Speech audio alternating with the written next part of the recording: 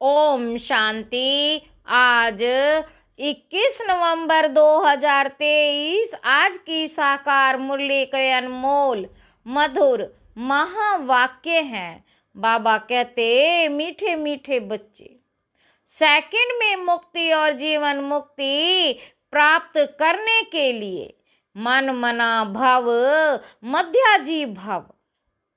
बाप को यथार्थ पहचान कर याद करो और सबको बाप का परिचय दो। आज की मुरली का प्रश्न है, किस नशे के आधार पर ही तुम बाप का शो कर सकते हो? उत्तर है, बाबा कहते, नशा हो कि हम अभी भगवान के बच्चे बने हैं, वह हमें पढ़ा रहे हैं। हमें ही सब मनुष्य मात्र को सच्चा रास्ता बताना है। हम अभी संगम पर हैं, हमें अपनी रॉयल चलन से बाप का नाम बाला करना है। बाप और श्री कृष्ण की महिमा सबको सुनानी है। गीत है, आने वाले कल की तुम तकदीर हो। ओम शांति। बाबा कहते, यह गीत तो गाए हुए हैं स्वतंत्रता सेनानियों के, बाकी तो दुनिया की तकदीर किसको कहा जाता है यह भारतवासी नहीं जानते। सारी दुनिया का प्रश्न है, सारी दुनिया की तकदीर बदल हेल से हेवन बनाने वाला कोई मनुष्य हो नहीं सकता। ये महिमा किसी मनुष्य की नहीं है। अगर श्री कृष्ण के लिए कहें तो उनको गाली कोई दे ना सके। मनुष्य ये भी नहीं समझते कि श्री कृष्ण ने चौथ का चंद्रमा कैसे देखा जो कलंक लगा। कलंक वास्तव में ना श्री कृष्ण को लगते हैं, ना गीता के भगवान को लगते हैं। कलंक लगते हैं ब्रह्मा को। श्री कृष्ण को कलंक लगाए भी हैं तो भगाने के। शिव बाबा का तो किसी को भी पता नहीं है। ईश्वर के पिछाड़ी भागे हैं जरूर, परंतु ईश्वर तो गाली खा ना सके। ना ईश्वर को ना श्री कृष्ण को गाली दे सकते हैं। बाबा कहते, दोनों की महिमा जबरदस्त है। श्री कृष्ण की भी महिमा नंबर 1 है। लक्ष्मी नारायण की इतनी महिमा नहीं है, क्योंकि वह शादीशुदा है। श्री कृष्ण तो कुमार है, इसलिए उसकी महिमा ज्यादा है। भल लक्ष्मी नारायण की महिमा भी ऐसे ही गाएंगे। 16 कला संपूर्ण संपूर्ण निर्विकारी। श्री कृष्ण को तो फिर द्वापर में दिखाया है। समझते हैं ये महिमा परंपरा से चली आई है। इन सब बातों को भी तुम बच्चे जानते हो। बाबा कहते, यह तो ईश्वरीय नॉलेज है।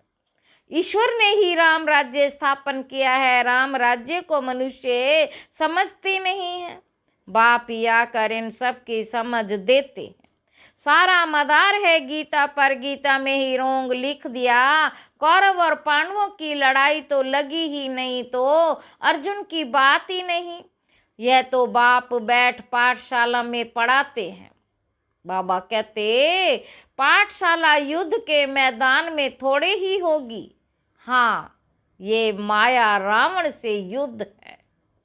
यह माया रावण से युद्ध है। उन पर जीत पानी है। माया जीते जगत जीत बनना है। परंतु इन बातों को जरा भी समझ नहीं सकते। ड्रामा में नूंद ही ऐसी है, उन्हों को पिछाड़ी में आकर समझाना है। बाबा कहते, तुम बच्चे ही समझा सकते हो। भीष्म पितामह आदि को हिंसक बाण आदि मारने की बात ही नहीं है। शास्त्रों में तो बहुत ही बातें लिख दी हैं। माताओं को उनके पास जाकर टाइम लेना चाहिए। बोलो, हम आपसे इस संबंध में बात करना चाहते हैं। यह गीता तो भगवान ने गाई है।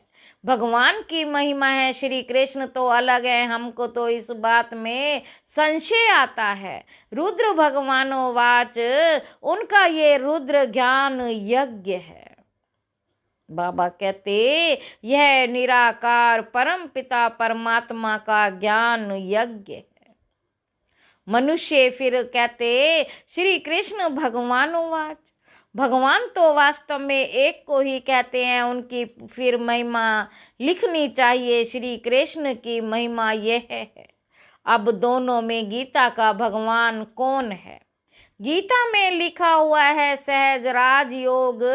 बाप कहते हैं कि बेहद का संन्यास करो, देह सहित देह के सर्व संबंध छोड़, अपने को आत्मा समझो, मन मना भाव मध्याजी भाव बाप समझाते तो बहुत अच्छी रीति से हैं। गीता में है श्रीमद् भगवानोवाच, गीता में है श्रीमद् भगवानोवाच। श्री अर्थात श्रेष्ठ तो परम पिता परमात्मा शिव को ही कहेंगे। श्री कृष्ण तो देवी गुण वाला मनुष्य है।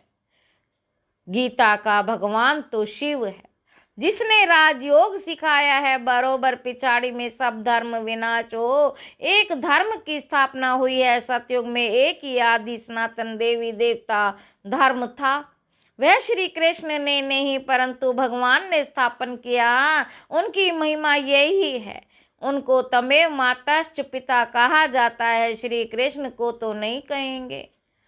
तुम्हें सत्य बाप का परिचय देना है, तुम समझा सकते हो कि भगवान ही लिबरेटर और गाइड है, जो सबको ले जाते हैं। मच्छरों से दृश्य सबको ले जाना, यह तो शिव का काम है। सुप्रीम अक्षर भी बड़ा अच्छा है। तो शिव परम पिता परमात्मा की महिमा अलग, श्री कृष्ण की महिमा अलग, दोनों सिद्ध कर समझानी है। शिव तो जन्म मरण में आने वाला नहीं है, वह पतित पावन है। श्री कृष्ण तो पूरे 84 जन्म लेते हैं। अब परमात्मा किसको कहा जाए ये भी लिखना चाहिए। बेहद के बाप को ना जानने के कारण ही अरफान दुखी हुए हैं। सतयुग में जब धन के बन जाते हैं तो जरूर सुखी होंगे, ऐसे स्पष्ट अक्षर होने चाहिए। बाप कहते हैं मुझे याद करो और वर्षा लो। सेकंड में जीवन मुक्ति। अभी भी शिव बाबा ऐसे कहते हैं महिमा पूरी लिखनी है, शिवाय नमः। उनसे स्वर्ग का वर्षा मिलता है। इस सृष्टि चक्र को समझने से तुम स्वर्गवासी बन जाएंगे। अब जज करो राइट क्या है। बाबा कहते अब जज करो राइट क्या है। तुम बच्चों को सन्यासियों के आश्रम में जाकर पर्सनल मिलना चाहिए। सभा में तो उन्हों को बहुत घमंड रहता है। बाबा कहते तुम बच्चों की बुद्धि में यह भी रहना चाहिए कि मनुष्यों को सच्चा रास्ता कैसे बताएं। भगवानोवाच, मैं इन साधुओं आदि का भी उद्धार करता हूँ। लिबरेटर अक्षर भी है। बेहद का बाप भी कहते हैं मेरे बनो। बेहद का बाप ही कहते हैं मेरे बनो। फादर शोज सन, फिर सन शोज फादर। श्री कृष्ण को तो फादर नहीं कहेंगे। गॉड फादर के सब बच्चे हो सकते हैं, मनुष्य मात्र के तो सब बच्चे हो ना सके। तो तुम बच्चों को समझाने का बड़ा नशा होना चाहिए। बेहद के बाप के हम बच्चे हैं, राजा के बच्चे, राजकुमार की तुम चलन तो देखो कितनी रॉयल होती है। परंतु उस बेचारे पर, श्री कृष्ण पर तो भारतवासियों ने कलंक लगा दिया है। भारतवासियों ने श्री कृष्ण पर कलंक लगा दिया है। कहेंगे भारतवासी तुम भी हो, बोलो हाँ हम भी हैं, परंतु हम अभी संगम पर हैं। हम भगवान के बच्चे बने और हम उनसे पढ़ रहे हैं। भगवानोवाच, तुमको राजयोग सिखलाता हूँ, श्री कृष्ण की बात हो नहीं सकती। आगे चलकर समझते जाएंगे। राजा जनक ने भी इशारे से समझा है ना। परमपिता परमात्मा को याद किया और ध्यान में चला गया। ध्यान में तो बहुत जाते रहते हैं। ध्यान है निराकारी दुनिया और वैकुंठ देखेंगे। यह तो जानते हो हम निराकारी दुनिया के रहने वाले हैं, परम धाम से यहाँ आकर पाठ बजाते हैं। विनाश भी सामने खड़ा है, साइंस वाले मून के ऊपर जाने लिए माथा मारते रहते हैं। यह है अति साइंस के घमंड में जाना, जिससे फिर अपना ही विनाश करते हैं। बाकी मून आदि में कुछ है नहीं। बातें तो बड़ी अच्छी हैं, सिर्फ समझाने की युक्ति चाहिए। हमको शिक्षा देने वाला ऊंच से ऊंच बाप है, वह तुम्हारा भी बाप है। उनकी महिमा अलग, श्री कृष्ण की महिमा अलग। रुद्र अविनाशी ज्ञान यज्ञ है, जिसमें सब आहुति पढ़नी है। पॉइंट्स बहुत अच्छी हैं, परंतु शायद अभी देरी है। बाबा कहते यह पॉइंट भी अच्छी है। एक है रूहानी यात्रा, दूसरी है जिस्मानी यात्रा। बाप कहते हैं कि मुझे याद करो तो अंतमति सो गति हो जाएगी। स्पिरिचुअल फादर के बिना और कोई सिखला ना सके। ऐसी ऐसी पॉइंट लिखनी चाहिए। मन मना भाव मध्याजी भाव, यह है ही मुक्ति, जीवन मुक्ति की यात्रा। यात्रा तो बाप ही कराएंगे, श्री कृष्ण तो करा ना सके। याद करने की ही आदत डालनी है। जितना याद करेंगे उतना खुशी होगी, परंतु माया याद करने नहीं देती। अच्छा, मीठे मीठे सिक्के लदे बच्चों प्रति माता पिता बाप दादा का याद प्यार और गुड मॉर्निंग सर्विस तो सब करते, परंतु ऊंच और नीच सर्विस तो है ना। किसको बाप का परिचय देना है, बहुत सहज। अच्छा, रूहानी बाप की रूहानी बच्चों को नमस्ते। हम रूहानी बच्चों की रूहानी बाप को नमस्ते बाबा, नमस्ते। शुक्रिया बाबा, शुक्रिया। रात्रि क्लास है। जैसे पहाड़ों पर हवा खाने रिफ्रेश होने जाते, घर व ऑफिस में रहने से बुद्धि में काम रहता है, बाहर जाने से ऑफिस के ख्याल से फ्री हो जाते। यहाँ भी बच्चे रिफ्रेश होने के लिए आते हैं। आधा कल्प भक्ति करते करते थक गए, पुरुषोत्तम संगम युग पर ज्ञान मिलता है। ज्ञान और योग से तुम रिफ्रेश हो जाते हो। बाबा कहते तुम जानते हो अभी पुरानी दुनिया विनाश होती है, नई दुनिया स्थापन होती है, परले तो होती नहीं। वो लोग समझते हैं दुनिया एकदम खत्म हो जाती है, परंतु नहीं, चेंज होती है। यह है ही नर्क, पुरानी दुनिया, नई दुनिया। और पुरानी दुनिया क्या होती है ये भी तुम बाबा कहते जानते हो। तुमको डिटेल में समझाया गया है, तुम्हारी बुद्धि में विस्तार है, सो भी नंबरवार पुरुषार्थ अनुसार समझाने में भी बहुत रिफाइननेस चाहिए। किसी को ऐसा समझाओ जो झट बुद्धि में बैठ जाए।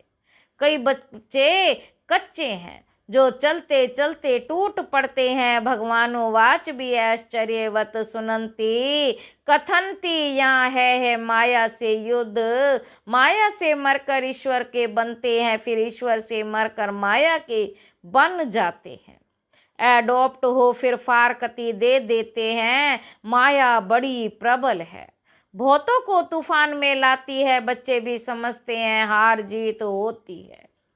यह खेल ही हार जीत का है। 5 विकारों से हारे हैं, अभी तुम जीतने का पुरुषार्थ करते हो। आखिरी जीत तुम्हारी है। जब बाप के बने हो तो पक्का बनना चाहिए। तुम देखते हो माया कितने टेम्पटेशन देती है। कई बार ध्यान दीदार में जाने से भी खेल क्लास हो जाता है। तुम बच्चों की बुद्धि में अब 84 जन्म का चक्र लगाकर पूरा किया। देवता क्षत्रिय वैश्य शूद्र बने, अभी शूद्र से ब्राह्मण बने हैं, ब्राह्मण बन फिर देवता बन जाते। यह भूलना नहीं है। अगर ये भी भूलते हो तो पांव पीछे हट जाते हैं, फिर दुनियावी बातों में बुद्धि लग जाती है। मुरली आदि भी याद नहीं रहती, याद की यात्रा भी डिफिकल्ट भासती है। ये है भी वंडर है, ये भी वंडर है। कई बच्चों को बैज लगाने में भी लज्जा आती है। यह भी दे अभिमान है ना, गाली तो खानी है। श्री कृष्ण ने कितनी गाली खाई, सबसे जास्ती गाली खाई शिव ने, फिर श्री कृष्ण ने, फिर सबसे जास्ती गाली खाई राम ने। नंबरवार है। डिफेम करने से भारत की कितनी गलानी हुई है। तुम बच्चों को इसमें डरना नहीं है। अच्छा, मीठे मीठे सिक्की लदे बच्चों प्रति याद, प्यार और गुड नाइट। धारणा के लिए मुख्य सार पहला पॉइंट है, बुद्धि से बेहद का संन्यास कर रूहानी यात्रा पर तत्पर रहना है, याद में रहने की आदत डालनी है। दूसरा पॉइंट है, फादर शोज सन, सन शोज फादर। सभी को बाप का सत्य परिचय देना है। सेकंड में जीवन मुक्ति का रास्ता बताना है। वरदान है, मनसा और वाचा के मेल द्वारा जादू मंत्र करने वाले नवीनता और विशेषता संपन्न भाव। मनसा और वाचा दोनों का मिलन जादू मंत्र का काम करता है। इससे संगठन की छोटी छोटी बातें ऐसे समाप्त हो जाएंगी जो आप सोचेंगे कि यह तो जादू हो गया। मनसा शुभ, भावना शुभ, दुआएं देने में बिजी हो तो मन की हलचल समाप्त हो जाएगी। पुरुषार्थ से कभी दिल शिकस्त नहीं होंगे, संगठन में कभी घबराएंगे नहीं। मनसा वाचा की सम्मिलित सेवा से विहंग मार्ग की सेवा का प्रभाव देखेंगे। अब सेवा में इसी नवीनता और विशेषता से संपन्न बनो तो 9 लाख प्रजा सहज तैयार हो जाएगी। स्लोगन है, बुद्धि अर्थार्थ निर्णय तब देगी जब पूरे पूरे वॉइसलेस बनेंगे। अच्छा, ओम शांति।